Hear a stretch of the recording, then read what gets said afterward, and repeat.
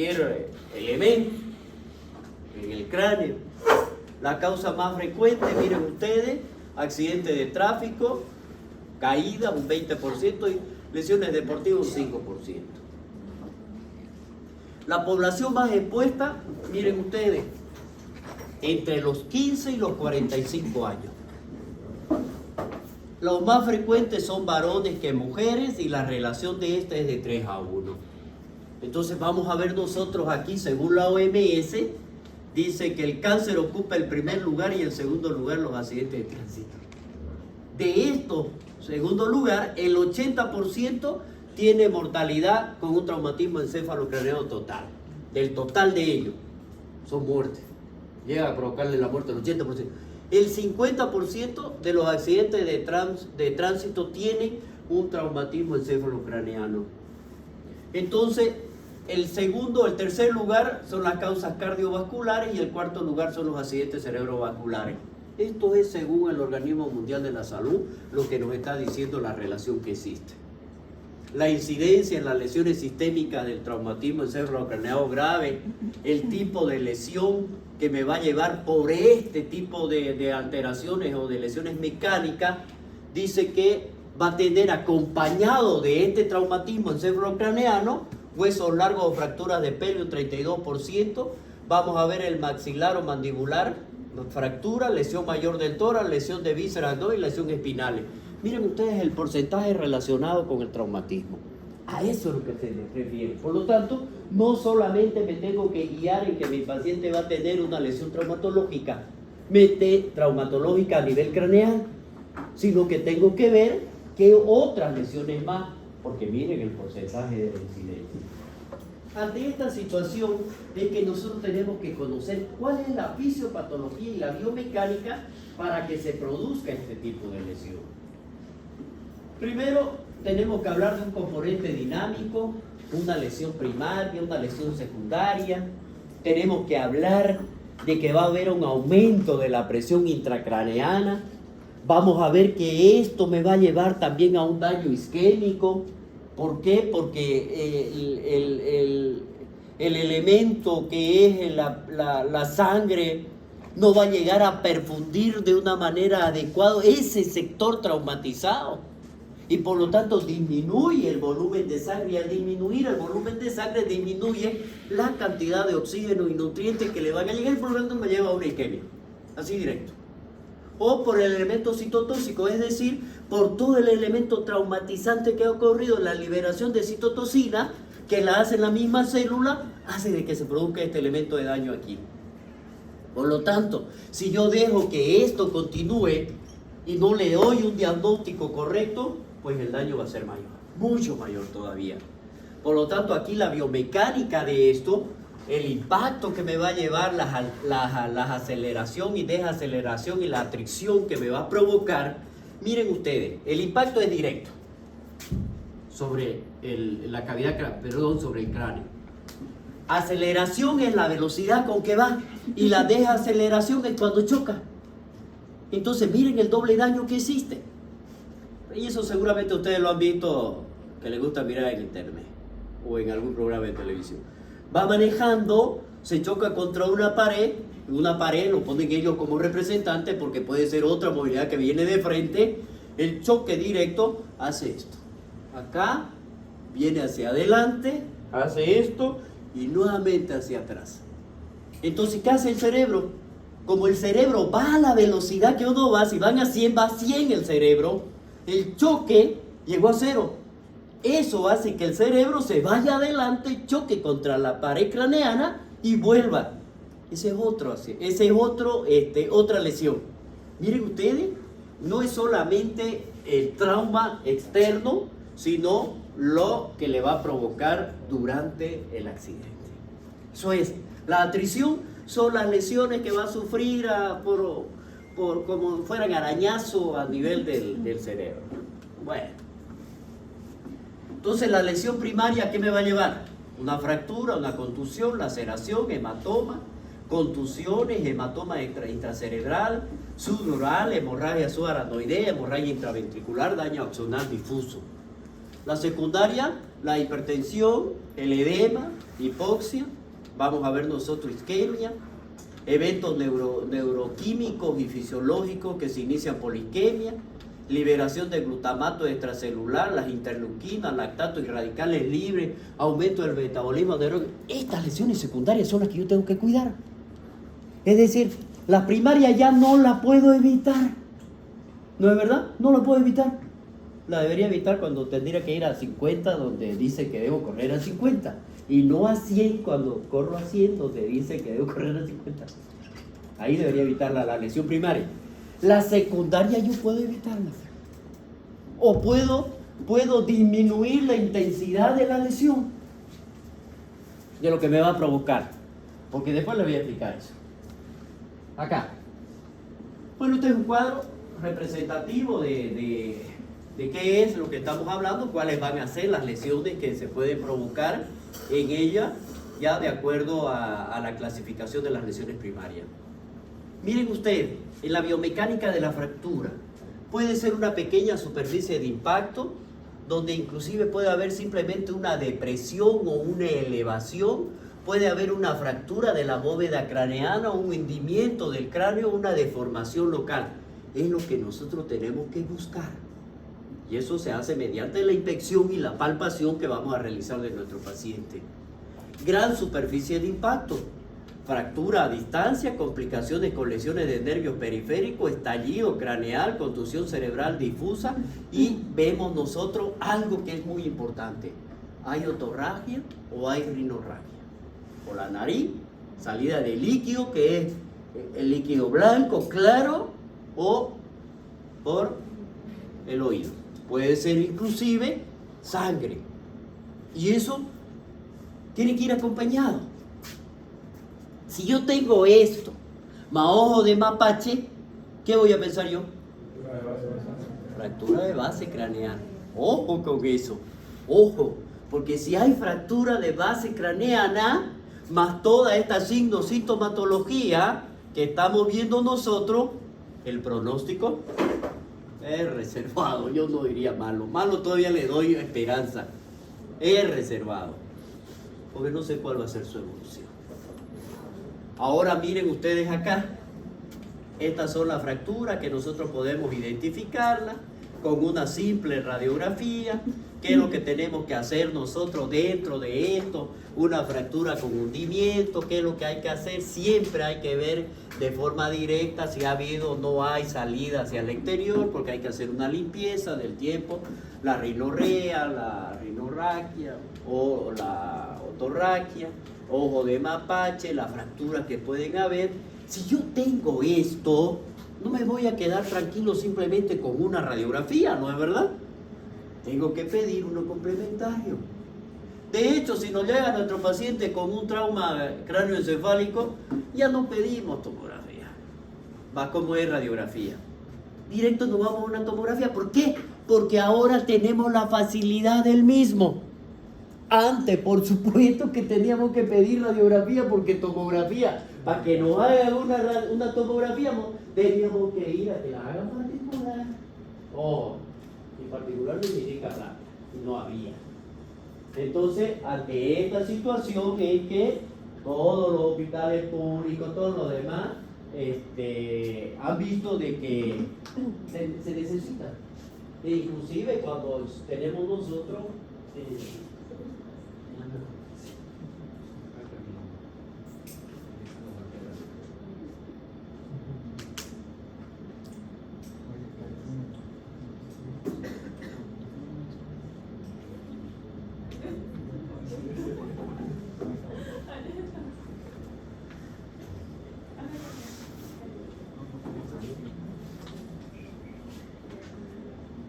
bien, entonces miren ustedes, también nosotros tendríamos que identificar todo ese tipo de lesiones.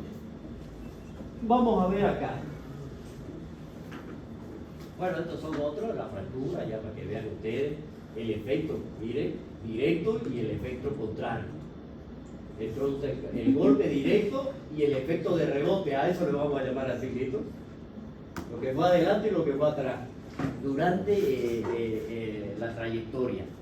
La fractura cerrada, fracturas abiertas, lesiones de cráneo, fractura de la calota. ¿Qué es lo que tenemos que hacer? Un tratamiento adecuado. Ver si es cerrada y no complicada. Vemos si hay que realizar un tratamiento sintomático. Si las fracturas son abiertas, pues realizar una limpieza quirúrgica del sector. Hay que ver y hay que remover todo el tejido que está desvitalizado. Extracción de las esquirlas, si es que existieran, alrededor. Y bueno, ese es el procedimiento quirúrgico que hay que hacer en todo tipo de pacientes. Pero aquí es donde nosotros nos tenemos que guiar. ¿Cuáles van a ser estas complicaciones de la fractura? Por ejemplo, si hay un hematoma, es una complicación, es un hematoma, la fístula craneal o la lesión de los nervios craneales o la provocación de un déficit neurológico me puede llevar a ello por la lesión que me está causando. Las fracturas abiertas, pues aquí hay comunicación del endocráneo con el exterior. Es decir, la parte interna se comunica con el exterior. Eso es lo que vamos a ver, el peligro de la contaminación, el peligro de una infección. Si hay una infección en el cerebro, se le llamará pues una meningoencefalia. No es verdad, si hay rinorraquia, otorraquia o neumoencéfalo. Aquí nosotros tendríamos que ver, el neumoencéfalo es la presencia de aire. Vemos entonces y analizamos cada una de ellas. Si nosotros vemos que existe una fractura de la base del cráneo y es una fractura cerrada, entonces es complicada. Hay lesiones de los pares craneanos y para eso tengo que hacer mi examen neurológico.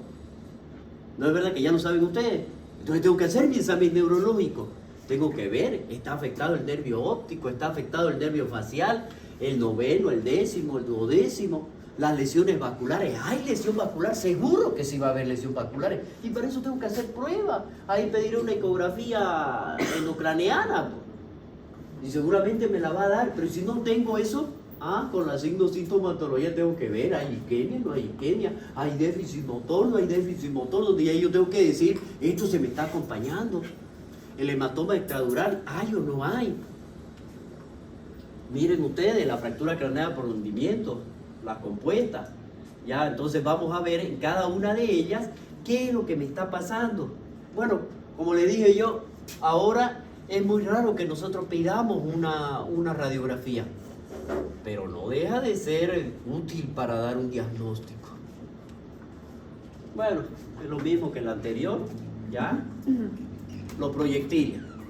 Esta es otra de las causas por lo cuales nosotros vamos a tener lesiones traumáticas craneanas cuando le disparan en la cabeza. Ojo, no todos mueren. Ojo, no todos mueren. Y aquí nosotros vamos a ver, desarrollan gran energía cinética, perforan tegmentos y huesos, meninges, sustancias nerviosas, dejan esquirlas óseas o metálicas. Miren ustedes, fragmentos del cuero cabelludo y contusión cerebral y hemorragia. El trayecto que está siguiendo, lo que me deja como consecuencia del disparo. Es decir, no solamente, y en el trayecto, las esquirlas que me está dejando son de plomo. Entonces eso me puede causar daños posteriores, aunque la bala ingrese y salga. Bueno, peor es cuando se queda. ¿Ya? Pero si queda vivo el paciente, vemos eso. Y eso es lo que se da. Los hematomas vamos a ver, el hematoma sudoral que se está provocando, todo. Esto es un paciente que va a llegar a un cuadro de tratamiento quirúrgico, por supuesto. Ahora, si nosotros vemos la lesión de los tegumentos, la contusión del cuero cabelludo, la herida, la laceración, las avulsiones o escal, es cuando ocurre el escal, por ejemplo, hay desprendimiento de la parte frontal y el cuero cabelludo se viene todo hacia atrás y queda la calota al vivo. Eso se ve muy frecuente y eso lo van a ver ustedes siempre en una emergencia. Eso lo van a ver así. O si no, yo no sé si les comenté a ustedes, una vez que me llegó un paciente, yo estaba de R1, si no me recuerdo, ya, y había habido un accidente, venían de la guardia, venían los niños arriba de la camioneta, ya, y ellos iban, y la camioneta se le cruzó otra movilidad, vino, chocó y los niños salieron por encima de la cabina. Y uno de los niños, tenía 14 años, se fue contra el cemento, el asfalto. Prácticamente se bajó toda la cara y el escala acá. Entonces el niño llegó con su cara en la mano, así, caminando, ¿ya? Entonces, ¿qué es lo que se hace así? Ahí en ese momento, por supuesto, hay que acostarlo porque llegó el bollo, ¿ya? De accidentado. Entonces, ¿qué es lo que le pusimos prácticamente la cara? Porque los ojos oculares estaban prácticamente afuera. Entonces se lo colocó nuevamente y se pasó a quirófano, ¿ya? Donde ya entra el neurólogo, entra el oftalmólogo, entran para ver el otorrino inclusive, para ver qué era lo que pasaba, ¿no? Pero eso lo van a ver siempre ustedes, ¿ya? El tratamiento, la limpieza, la recesión de los tejidos y la sutura por plano. Bueno, eso es simplemente una lesión. Componente y la dinámica, el encéfalo, los vasos, el líquido cefalorraquídeo, esos son los componentes especiales que hay, pues, ¿no? ¿Cuáles van a ser los daños que van a existir del líquido, el 10%, el vaso y el encéfalo, el 80% que es el que está compuesto? Y esa es la relación que ustedes van a tener cuando tengan un trauma como el que le estoy manifestando. Entonces, ustedes tienen que saber cuáles son mis componentes principales. Mayor cantidad es encéfalo, los demás son el 10%. Entonces, ante esa relación, ustedes tienen que realizar una evaluación. El líquido cefalorraquídeo, inicialmente su volumen intracraneano está disminuido por la redistribución que va a existir al espacio subaracnoideo lumbar. Luego, cuando va a existir un edema o el hematoma, entonces, ¿qué hace? Debería estar redistribuyéndose, ¿no es verdad? Pero existe un edema, existe un hematoma, por lo tanto no me lo deja, pues. No deja que ese líquido cefalorraquídeo circule o recircule.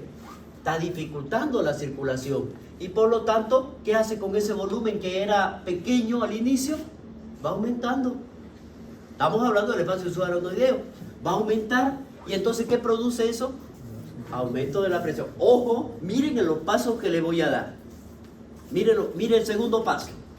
Los vasos sanguíneos. Estoy con el líquido. Ahora vienen los vasos. Inicialmente, el flujo sanguíneo que se está aquí, cerebral, esto está aumentado como producto de la liberación de las catecolaminas, es decir, por el estrés. La adrenalina y no la adrenalina se aumentaron y por lo tanto hay contracción y vasocontracción y por lo tanto el flujo sanguíneo aumenta. Eso es lo que está insistiendo al inicio. Luego, ¿qué fue lo que tuvimos aquí? Aumento de la presión intracraneana. Entonces, esta que estaba aumentada se dificulta. ¿Qué dificulta? ¿Será la llegada? No, si ya estaba, pues. Lo que dificulta es el retorno de la sangre. Entonces, el flujo venoso se quedó. Entonces, ¿eso qué hace? Se disminuyó. Ya no salió, se disminuyó. Y por lo cual, ¿a qué me va a llevar? A una isquemia. Tengo dos. Aumento de la presión y la isquemia. Van dos. Miren ustedes el tercero. El encéfalo. Es el mayor, dijimos, ¿no es verdad? El 80%. Pero miren ustedes las dos causas que me está llevando. Su capacidad plástica, es decir, la capacidad de poderse acomodar a todo, es limitada. Por lo cual tiende a herniarse por los espacios que tenga. Entonces, ¿a través de qué? De las estructuras durales. A esa estructura lo conocemos nosotros por anatomía. Se llama os, que está en la base del cráneo, la tienda del cerebelo. ¿Y qué es lo que va a hacer aquí? Todo esto va a estar, que va a comprimir no solamente al cerebro como se está bajando, sino que me presiona a los vasos. ¿Y quién es el que está aquí saliendo? ¿Quién es el que está? El tronco cerebral. Entonces me está comprimiendo los vasos y me está comprimiendo los troncos. Y por lo tanto las manifestaciones que yo voy a tener hasta aquí, ¿cuáles van a ser? Generales. Ojo, esta fisiopatología no se la voy a volver a explicar. Eso es lo que ocurre. Por esa, la consecuencia que nosotros vamos a tener para poder tener o poder nosotros realizar un diagnóstico lo más antes posible, realizar nosotros un diagnóstico lo más apresurado que ustedes puedan, porque las consecuencias, mientras va pasando el tiempo, va a ser mayor. Y los daños van a ser peores. Y las consecuencias, un paciente postrado en su cama para toda su vida, o un paciente con secuelas, si es que no llega. Va a haber un compromiso de la conciencia, vamos a tener lesiones neurológicas y vamos a tener trastornos funcionales. Veamos. Compromiso de la conciencia. Cualitativo, hay confusión, crepuscular, obnubilación. Cuantitativo, sopor leve, mediano, profundo, coma superficial, profundo, o llegar a un coma profundo que prácticamente de ahí ya no va a despertar, y a eso lo vamos a conocer como muerte cerebral. La clasificación de esto, que habíamos dicho nosotros, de acuerdo a la evolución, puede ser un TEC abierto o cerrado. Puede ser no complicado o puede ser complicado. Puede ser un TEC minor, no está mal escrito, es una clasificación que es menor a 15, que nosotros vamos a ver menor a 15 minutos de inconsciencia. De inconsciencia. Es decir, mi paciente tuvo pérdida del conocimiento, pero no duró 15 minutos. Y según la evaluación del estado de conciencia, el Glasgow me llegó a 14. Ojo, miren ustedes la clasificación. En ausencia de fractura de cráneo y examen neurológico normal. Entonces lo voy a clasificar como un TEC minor, que es una clasificación. Las lesiones y trastornos funcionales, la conmoción cerebral, pues esta es reversible, no deja secuelas, no existe lesión anatomopatológica cuando existe una conmoción, es decir, simplemente fue un golpecito nada más, que se cayó. Generalmente sucede en los niños, se cae, pero como son plásticos, no pasa nada. Es una conmoción porque hubo un trauma, eso se llama conmoción. Contusión, existe una lesión anatomopatológica y el cuadro ya es grave hasta que puede llegar inclusive a la muerte. Cuando existe una laceración cerebral, ya existe destrucción del tejido cerebral. Él puede ser causado por un proyectil, por un machete, por un ladrillo, un combo, no sé, pues algo que le llegue a la cabeza. ¿Ya? Esquirla ósea, salida de masa encefálica por el oído o la nariz, paciente grave. La compresión encefálica, aquí es lo que ustedes han visto en la práctica. Cuando queda tababé la cabeza, dice el Jamba, ¿no? Es decir, le falta todo el hueso parietal y temporal y solamente queda el otro lado. Pero eso es porque se ha realizado una descompresión. Miren ustedes, estas son las causas. Una compresión dinámica con lesiones de sangre o líquido cefalorraquídeo por un hematoma extradural, hematoma sudoral o hematoma intracerebral o un higroma. Es decir, acúmulo de líquido. Hematoma extradural, el cuadro es rápidamente mortal cuando es extradural. El origen son la fractura complicada, ruptura de la arteria meningea, cuadro clínico de evolución aguda y un deterioro neurológico progresivo, que es el que tenemos que tener muy en cuenta nosotros. Bueno, aquí es un esquema de lo que hemos hablado. Aquí vamos a ver nosotros, miren, es intracraneal, los hematomas, y lo van a ver ustedes cuando es sangre, que es la forma, ¿ya? Y cuando ya está más hacia la base, y ahí vamos a ver, estos son sudorales, por ejemplo, ¿ya? Y en este caso, cuando el hematoma es sudoral, ¿qué dijimos? Es grave, es grave, ¿ya? Y eso es peor todavía. Bueno, ya los neurocirujanos ingresan y hacen lo que se puede, si se puede salvar bien. Por eso dice que la responsabilidad del neurocirujano es limitada, porque entra directamente y le dice al paciente, a los familiares, señores, voy a entrar a ver qué se puede hacer, porque está grave. Si salió bien, magnífico, si no, ya. Hematoma sudoral es el más frecuente de los hematomas traumáticos. El origen, la ruptura de venas superficiales, la presentación clínica aguda de 3 días o aguda de 3 a 15 y crónica. Esto es lo que va a ocurrir, el paciente ingresa, lo sale aquí, simplemente entran con un aspirador, sacan esto de aquí, limpiaron aquí y dejaron el drenaje. ¿Qué es lo que se ha visto? Es esto, ¿ya? Cuando son crónicas se ingresa de forma directa. Ah, mira, hay un niñito ahí a través de la fontanela, ya que se está realizando la aspiración.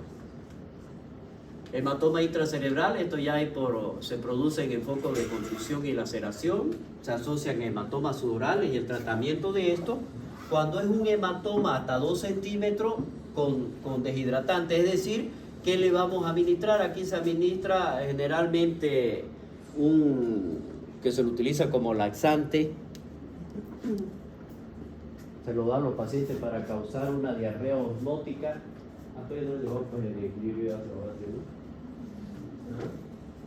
¿Qué sería? Se lo utilizan bastante los neurocirujanos.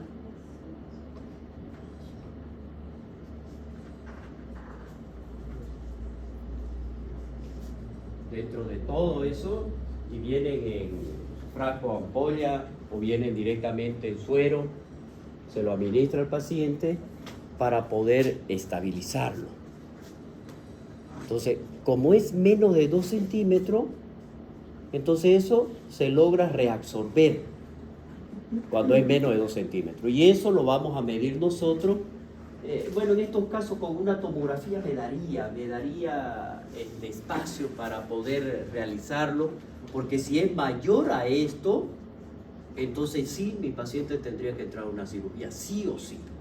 Y ahí nosotros vamos a ver, por ejemplo, dentro de esto, ya el higroma sudural, que es cuando pasa el líquido cefalorraquídeo a través de un desgarro del aracnoide, y por lo tanto va a haber una desintegración prácticamente de la sangre, porque lo va a dejar ocupar por el líquido cefalorraquídeo para dar este tipo de diagnóstico, y generalmente aquí lo vamos a ver mediante una tomografía, pero el tratamiento en esto vendría a ser cirugía. Cuando nosotros vemos, miren ustedes, las complicaciones de esto, primero las lesiones de los nervios craneanos. Esto es fácil que nosotros nos logremos identificar con esta lesión de los nervios craneanos por las alteraciones que nos van a dar. Ya dentro de ello, el hematoma, el higroma o craneorrea de líquido cefalorraquídeo neumatocele sería lo más frecuente. Otra complicación son los procesos infecciosos por una osteomielitis, meningitis, un empiema, un absceso, o la fístula carotido cavernosa o una hidrocefalia. La otra son las lectomeningoceles, quiste lectomeningio, trastorno psíquico, psicopatía, neurosis, trastorno oftalmológico. Aquí vamos a ver que los más afectados de estos trastornos, el nervio óptico, el motor ocular común, el patético y el abducente. ¿Qué significa esto? Miren ustedes, me va a llevar a otro tipo de complicaciones que nosotros lo vamos a ver y que quedó casi por siempre en nuestros pacientes que han recibido este tipo de trauma. Son los síndromes post-conmocional, cefalea, acufeno, vértigo, náusea, que puede quedar con nuestro paciente y vivir con ello. Puede ser con afasia o trastorno de la audición, trastornos motores. Aquí los trastornos motores pueden ser centrales, donde me puede dar una hemiplegia por la compresión del tronco, o pueden ser periféricos por los pares craneanos, o puede darme cuadros de epilepsia como vimos nosotros. No es verdad, generalizado o focalizado, otra secuela como ataxia o aprasia. El epio electradural, estos tipos de hematomas, ya que ocurre entre la duramadre y el hueso, miren ustedes acá, puede haber una laceración de la arteria o una fractura, y esto sí, todo esto de aquí, que me lleve a estos cuadros, me lleva a una emergencia quirúrgica.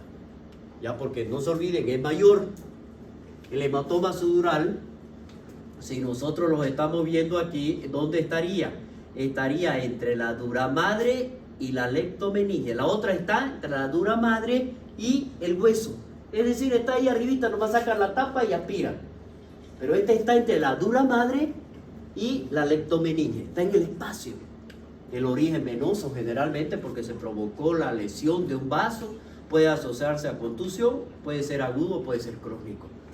Esa diferencia que tenemos que hacer nosotros durante la imagen, sí tiene que ser por la imagen, no por la sintomatología. sino por la imagen que me va a decir qué es y dónde se encuentra.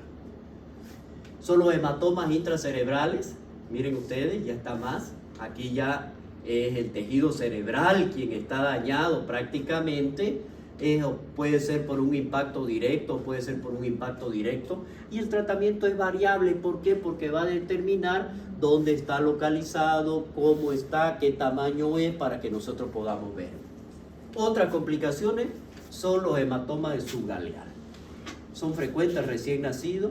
Descartar aquí las complicaciones intracraneales, las fracturas de cráneo lineal bajo complicaciones, generalmente no quirúrgicas, se hospitaliza y para dar una observación. Siempre a tu paciente que tenga un trauma cráneoencefálico hay que someterlo a la observación, siempre. Otra fractura de cráneo por hundimiento, por ejemplo, ocasionalmente se palpan, tratamiento es variable, expuesto es quirúrgico. Si es expuesto es quirúrgico. O sea, si se abrió, ¿ya? La base de cráneo, cuando hay lesión de base de cráneo, la complicación aquí son las fístulas del líquido cefalorraquídeo. ¿Dónde están? Puede ser por la nariz o puede ser por el oído, ¿no es verdad? Y la lesión de los planes craneanos, el séptimo par, principalmente. La subaracnoidea, esta está ya prácticamente entre la pia madre y la aracnoide. Provoca aquí el síndrome de meningio. Después, cuando hablemos del síndrome de meningio, vamos a ver que las manifestaciones que me van a dar son claras y sencillas. Hay agitación, hay febrícula. Aquí tenemos que ver el estudio etiológico, cuál ha sido la causa. El tratamiento en general, hay que dar bloqueadores de calcio, analgesia, corticoides, siempre en todos estos casos de los pacientes. ¿Cómo vamos a hacer nuestro diagnóstico del trauma? Ya hemos hablado de ello, ¿no es verdad? Ya dijimos. ¿Qué creen ustedes que sería su diagnóstico inicial? No importa cómo diga ahí. ¿Cuál creen ustedes que sería? ¿Ah? No, su diagnóstico de ustedes, ¿cuál creen que va a ser primero? ¿Cómo van a decir es un trauma encefalocraneano? Es biológico por la infección, por los antecedentes. Por lo tanto, ese es el primer diagnóstico y ese es el que vale. Los demás simplemente van a confirmar lo que ustedes han pensado que es, no lo que va a decir el estudio. Ese le confirmó su diagnóstico de ustedes. Por ejemplo, en un 3 grave. ¿Qué es? Son varios factores. Y por lo tanto aquí nos van a confundir para realizar una evaluación exacta de tipo neurológica. Hipertensión, hipoxia o intoxicación. Aquí tenemos que ver la escala de Glasgow, la pupila, el tamaño, la respuesta, movimiento de los ojos, tanto óculo-cefálico como vestibular y la fuerza motora. Y aquí vamos a ver nosotros la escala de Glasgow. Vamos a evaluar la capacidad funcional de la corteza cerebral con esta escala de Glasgow. Vamos a ver la respuesta pupilar y los movimientos oculares. ¿Para qué? Para poder evaluar la función del tronco cerebral. Ojo, ¿qué dijimos que pasa cuando hay herniación? Se olvidaron. Claro, el trauma. ¿Qué pasa si hay? A ver, acuérdense de la fisiopatología, pero ella leí esos 3 pasos, no se me olvide. Comprime el tronco y los vasos sanguíneos. Miren ustedes, ahí está. ¿Ya? La evaluación del TEC, si fuera un leve, el 80%, miren ustedes, en un TEC leve, el 80% de los casos, ustedes lo van a clasificar cuando su Glasgow sea de 13 a 15. Hay pérdida de la conciencia y difícil de confirmar, a menudo confunde por una intoxicación con alcohol u otra sustancia. El 3% lleva un deterioro neurológico inesperado. Ideal aquí, en este TEC leve, es hacer una tomografía en todo paciente con historia de pérdida de conciencia. No pierdan su tiempo o que no se acuerda qué le pasó, porque llegó a un hospital. Ojo, no pierdan. ¿Ya? Estos son los TEC leves, miren. TEC moderado, el 10% de los casos. Glasgow de 9 a 12. Estado del paciente: confuso, somnoliento, puede tener déficit focal, historia breve, admisión, siempre asegurar la estabilidad cardiopulmonar.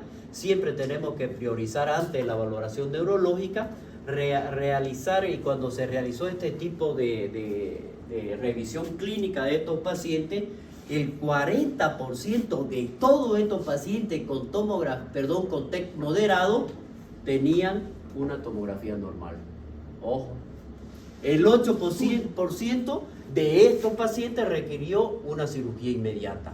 Por lo tanto, los pacientes tuvieron una mejoría neurológica adecuada en aquellos pacientes que no mostró ninguna lesión.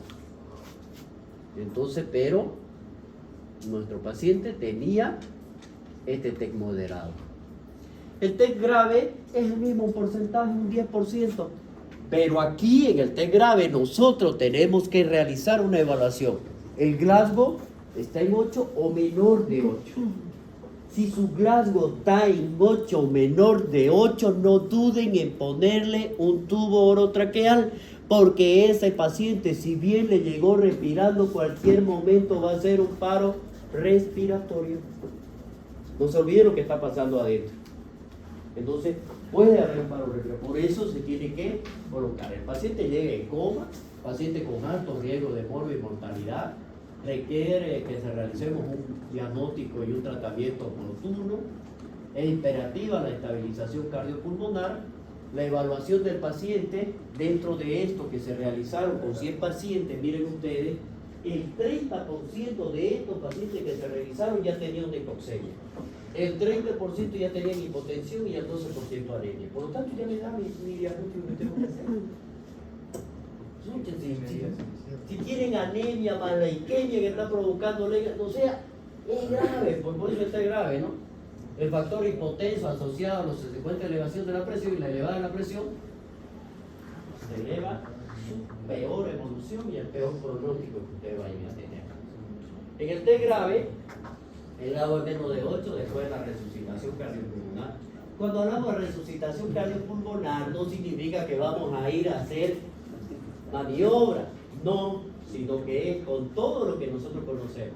Hay que estabilizarlo hemodinámicamente, controlar los signos vitales, darle lo que necesita líquido, eso es la reanimación.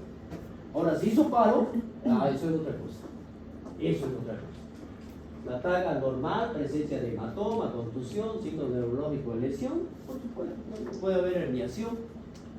Bueno, aquí en el examen neurológico no me voy a esperar mucho. La pupila, ¿qué es lo que nosotros vamos a ver? Si nosotros realizamos uno de los primeros diagnósticos que tenemos que ver, es cuando existe la herniación del lóbulo temporal. Aquí hay dilatación pupilar homolateral con respuesta lenta o sin respuesta. Algunas veces hay miosis bilateral, que es la que tenemos que verla nosotros. Puede ocurrir un estado precoz de herniación central del encéfalo y puede haber un compromiso pupilomotor simpático. Entonces, eso, ¿quién es el que me lo está dando? El hipotálamo. Por lo tanto, ¿qué me va a hacer de esto? Me va a dar manifestaciones parasimpáticas y por lo tanto me da una contracción pupilar.